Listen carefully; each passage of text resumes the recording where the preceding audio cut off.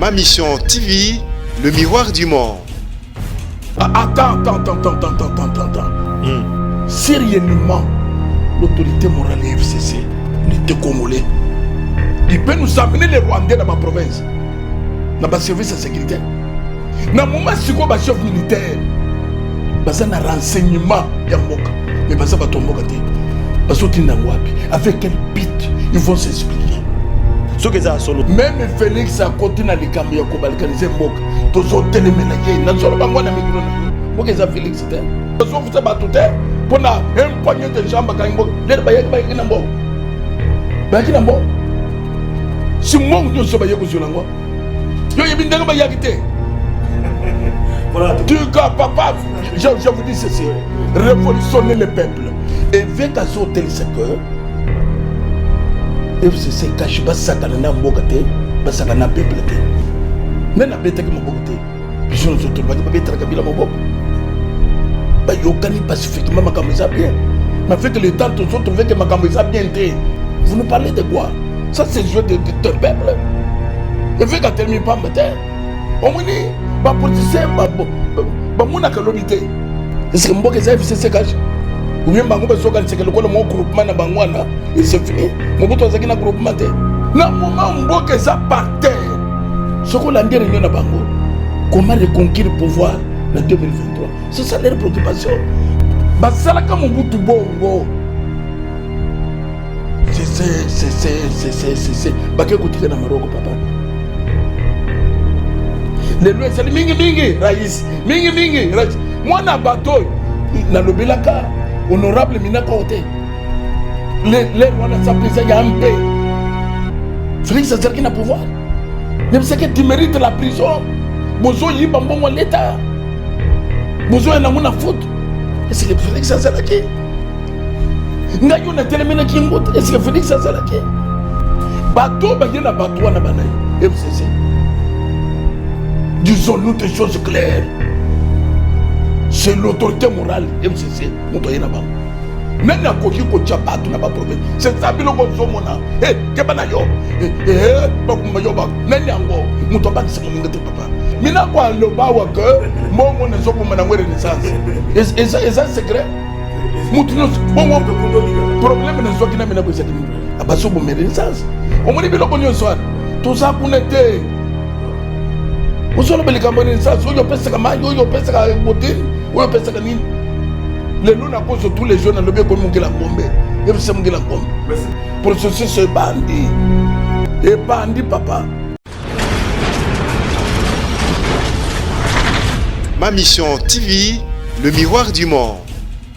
Ote Nabino Baimboka Balandi émission Babola émission Nabino population to benga parlement populaire bino bande ko bozwami libanda ya mboka bande ko diaspora na kopesa mbote lisusu na mapinga ekolo oba ko batela ekolo to bosante ba enseignant ba médecin bande ko balandi surtout bino ba débriard to lobaka yango ba mama bi popola bozali ebele boko zela rendez-vous Nabino seule émission bolandaka à travers le monde en direct bande ko balandi to ko beta sete na otali libala FCC cash Baimboka na mikoleleka ki bolandaki bandeko la bandeko yo bazali ko kanisa pona ndeko Joseph Kabila surtout na otali FCC cash ba ko pesa makanisi na bango après kolanda mwana mboka évêque pasteur Mukuna ba msusu ba réagir na micro to kundola to lobaki ete baliaka ngolo lito imo côté sengeli ko kina source les loto za libaku ya kosolola na oyo azali mokambi ya lingomba obo mesani pe kolanda ye moko pasteur évêque Mukuna to zali na ye na bureau na ye to kotu na ye mituna kolanda mana oyo bino population boko kanisa mbote évêque pasteur Mukuna.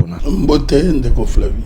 Après 14 ans, il y a aussi l'émission le loyo tozuli baku ya kokuta no na banzi ete ozalamba libosote okufungola porte pona ko yambara micro babola. Mais awo yeto yambio. Maton Domingue, le loyo avec Mukuna ko sala succès. Na ba réseaux sociaux. Batu nyoso ba ko landa na ba téléphone, di bala FCC cash. Avec Mukuna, bande ko balobi ete avec à côté na politique. Lobby aboya ki ba catholique ba sala politique les lois à côté na politique est-ce que tu vu que le bail était libala FCC cash na prise de position na yo ndenge oko tranché ezali politique au bandi congolais azana yaye culture na tango nzamba zotinde Michel yebisa mokonzi akabo wana bitumba zokende wana kozonga te ezali politique. Les Nzambaza côté de li les prophètes. Yebisa ka ba bomi déjà na botte. Yo wana zo botte la yelanga. Yebisa ka za assassin voleur. Prophète ka le qui disait un voleur et un assassin. Dit l'Éternel. Ezali politique. Les Nathan côté na cour ya roi David. Pendant que c'est David tellement comme ça. Ezali politique. Donc politique quand on dénonce quelque chose, c'est ça la politique. Politique yangwana. Et vu qu'à ce tel secteur, FCC cache basakana na mboka te, basakana peuple te. Nena beta ki maboko te. Puis nous autres ba beta ka bila maboko. Ba yokani pacifiquement makambo za bien. Mais fait que le temps tous autres veut que makambo za bien te. Makambo na bango za lukuta sur lukuta. Et ça pour yokani même bango ba yebi na mitema na bango ce que je dis. Que loko ba so ba ko saka peuple te. Si réellement, basali mariage, c'est caché. Gratuité, banine le bousson critiqué. C'est ça. To bande kango kala, mal parti. Les rois de Togo le mariage, c'est ça manonga. Si vous avez un banque qui s'abat, ce que mon toile la bague politique. C'est quoi cette histoire? Est-ce que mon que c'est caché? Ou bien bango besoin quand c'est que le groupement na bangwana et c'est fini. Mon bouton c'est un groupement. Yo kan sika na tanga Joseph Kabila nini Kasavubu azaki na groupement ya ba politicien et les loba sawapi. Et vous croyez que c'est caché restera éternellement un peu de zalaka? Même million dengo zaboye journaliste pour la capable ya kutuna batu makambu ya malonga. Na koyeb soboy. Depuis quand président Zeliko signé ordonnance son bazo kango na un ministre. Tout ça pas congolais bazobat pas congolais bazobat et ça on a les camtés ça va passer donc tout monique mariage na bango za lukuta pour na bango ils mariage té ils positionnement bazoluka. Deux, beaucoup de ça fait maintenant une année ya mariage na bango so il y a solo mariage c'est solo. Banokuta na pona ba investisseur il faut baya faut banokuta na mbo nzalo ezana mboka tokosala ndenge nini mbongo je kamine soki ezeli ke mbule sili ezobi meza combien puisque biso to kanisa ke je kamine sila te ba c'est le procès ko banda peuple tout au fond da bango ba lo mbongo je kamine sokene wapi flapilo ko au moins ba toi na ba ce sont des rêveurs. Bazoka c'est que tous les l'été. Attends. Processus bandit. Et bandit papa. Pour terminer. Il y a ça que Batika, ce qu'on appelle Nakolo Bangonin. Bana mon confesseur il y a Joseph Kabila. Na moment ni kama somo na mabe Congolais où il y a qu'on défendre que le makamana ndenga busembo ya que ça ne va pas donc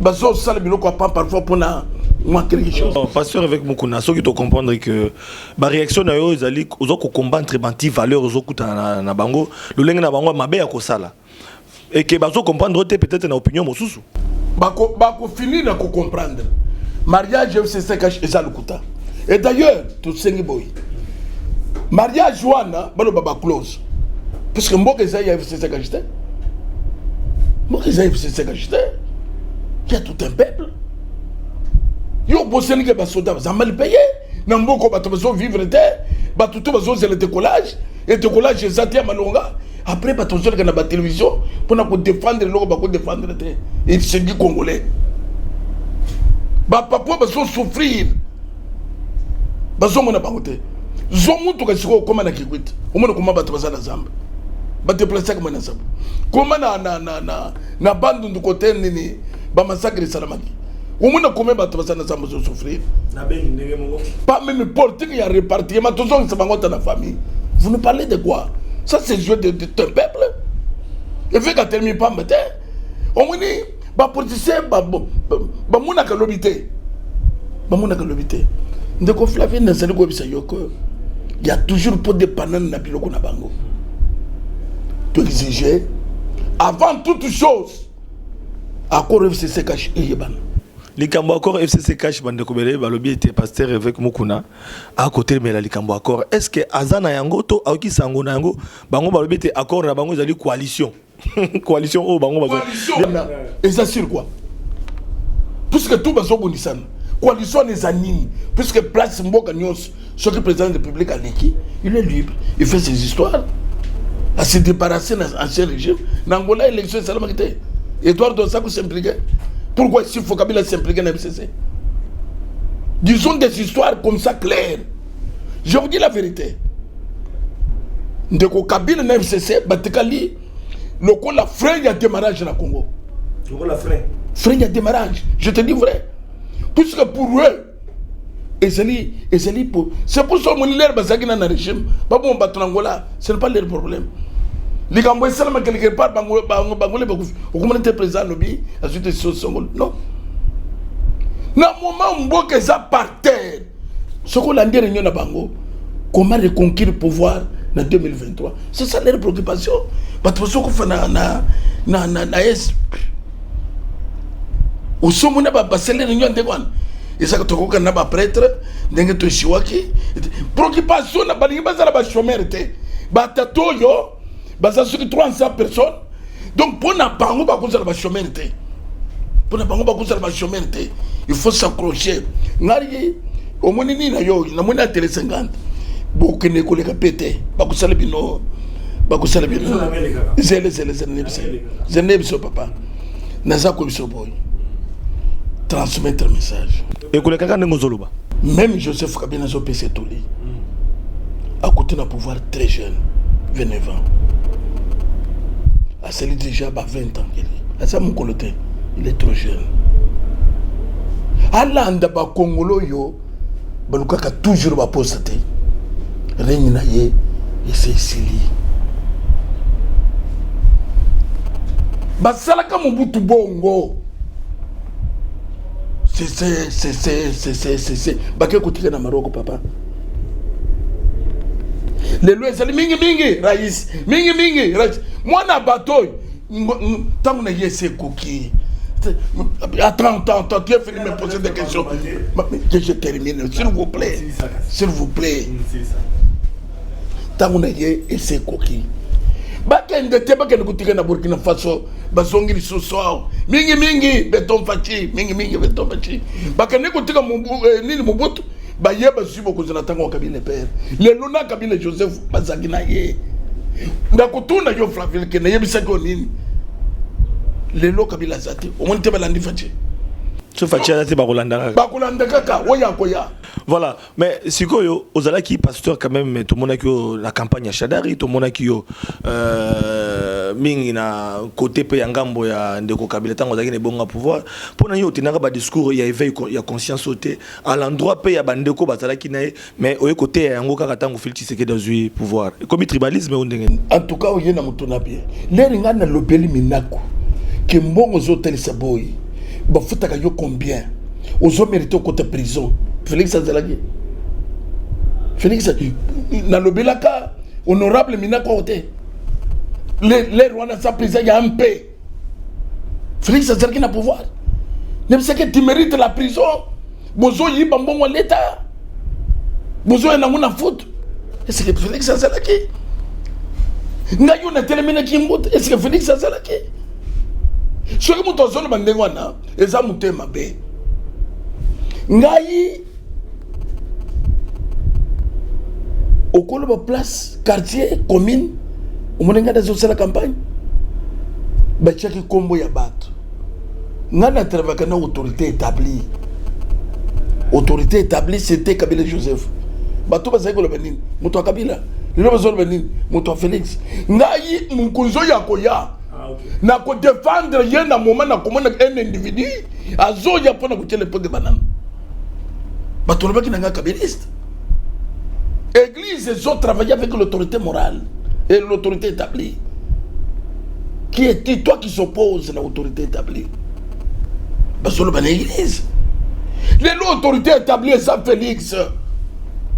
Même les catholiques, ils ne savent pas si ils ont le trouble, Félix, c'est ça qui.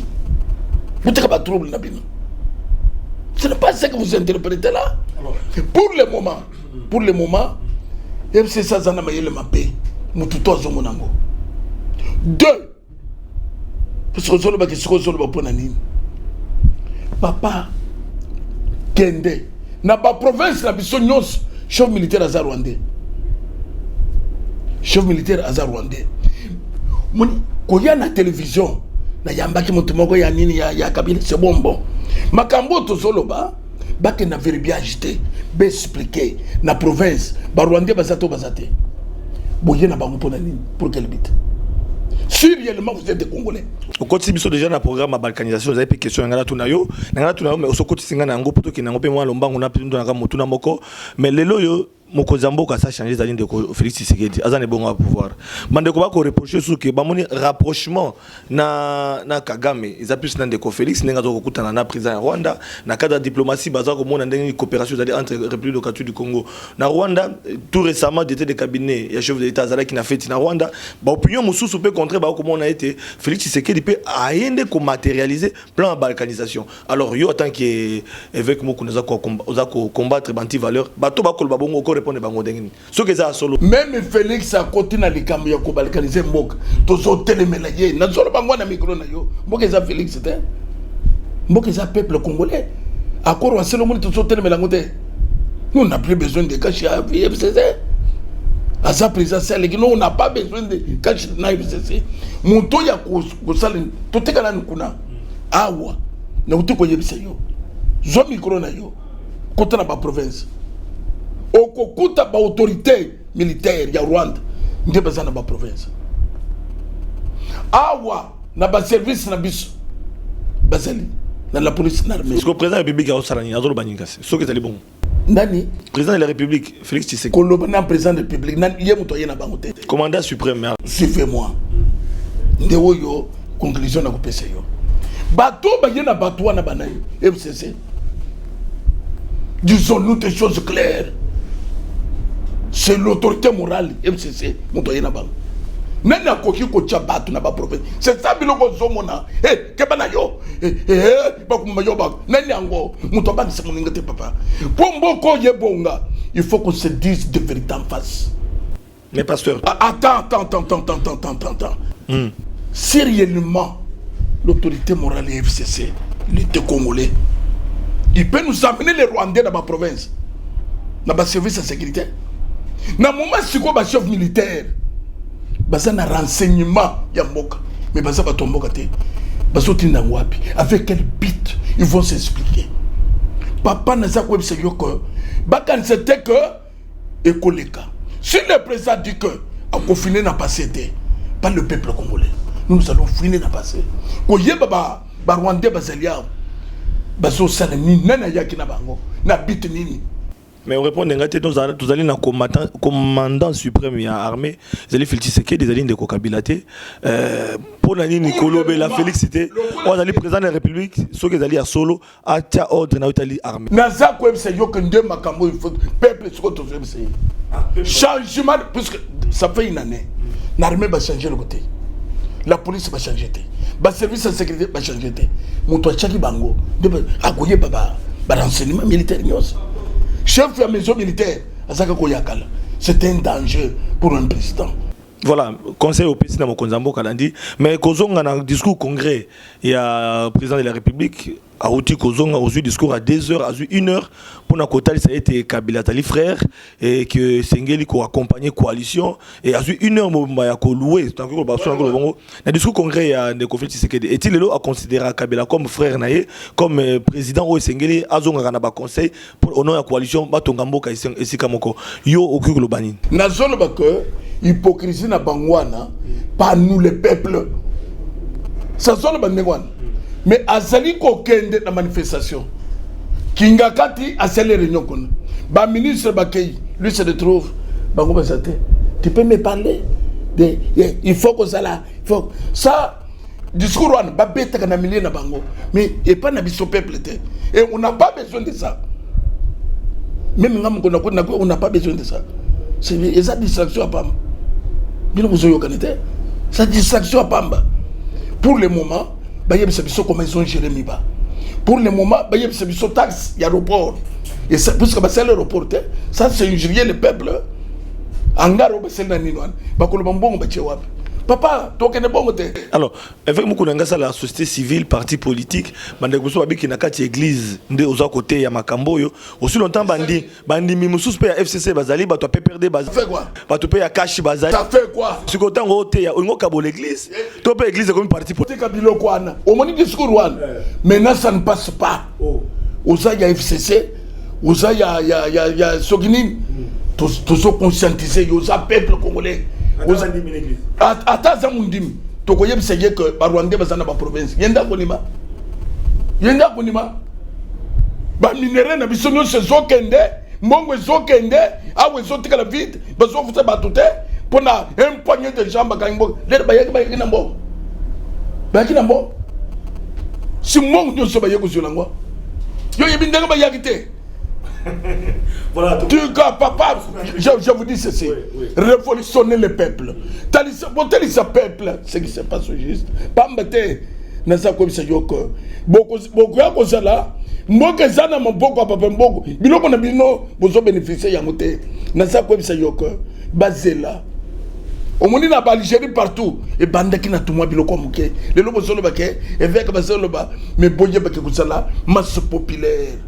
Oui, écoute, au moment où Burkina Faso, chef, il y a sécurité, il y a président, il y a possible, je ne saurais pas te protéger.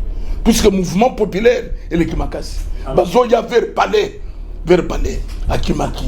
Je vous dis la vérité. La vie au sein journaliste. Dans une image, pour nous, qui on a coalition, nous FCC caché pendant 5 ans.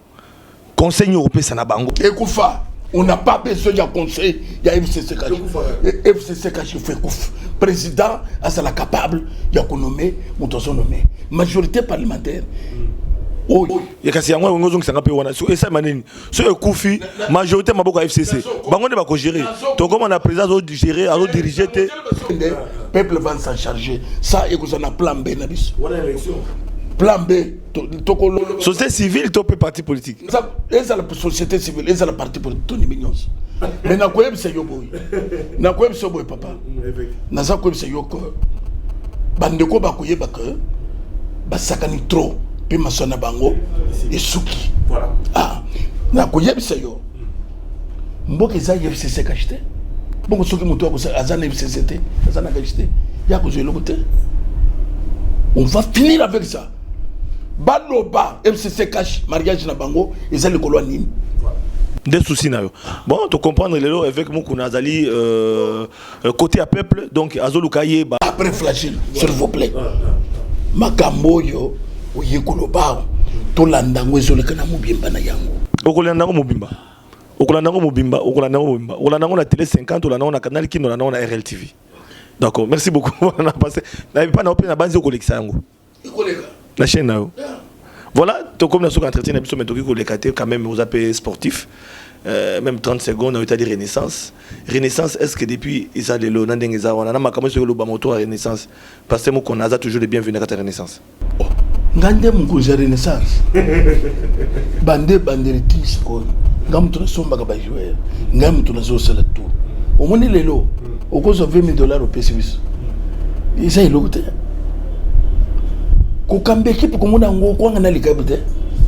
C'est de l'argent.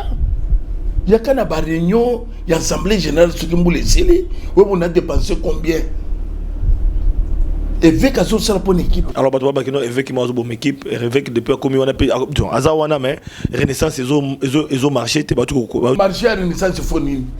Je vais répondre à ma sportif, on va critiquer. Oh, et ça, pas sportif, c'est ça, bon, dit ça, mais mina ko ne saka ye mina ko lo ba wa que mo ngo ne so bo mana ngwe Renaissance et ça secret mutuno bon problème ne so kina mina ko sakini abaso bo Renaissance o mo ni bilo ko nyo so tout ça connecté voilà o so le belika Renaissance o yo pesa kama yo pesa ka botin o yo pesa ka nini le lona cause tous les jeunes le be ko mungela ngombe ye se mungila ngombe. Merci beaucoup. Yo za result existe la ni. Avec passer mon kona tokomi na suka FCC cash babi bazali bala moko Kabila na Félix alobiango ce qu'on a na koza sima na soki Félix na Kabila baza mutu moko yemo Félix Peuple papa, peuple.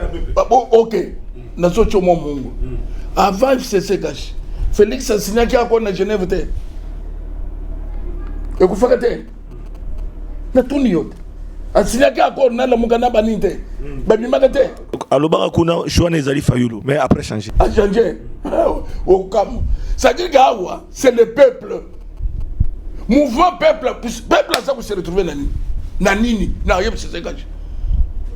Donc mboka ngo ya FCC cash. Mboka FCC cash. Bazo refait. Kozwa évêque à partir du bureau et c'est que été à haute église donc à zaper à Kolemba mais quand même après cette opportunité à répondre à ma question merci beaucoup évêque na banzi te mikoloya to kozwa osu na mituna. Voilà bande ko banandi to komi na émission na biso komi na suka to banzi te to kuta na lobby na invité mususu pona robeta masoa Congo matondo mingi. Merci.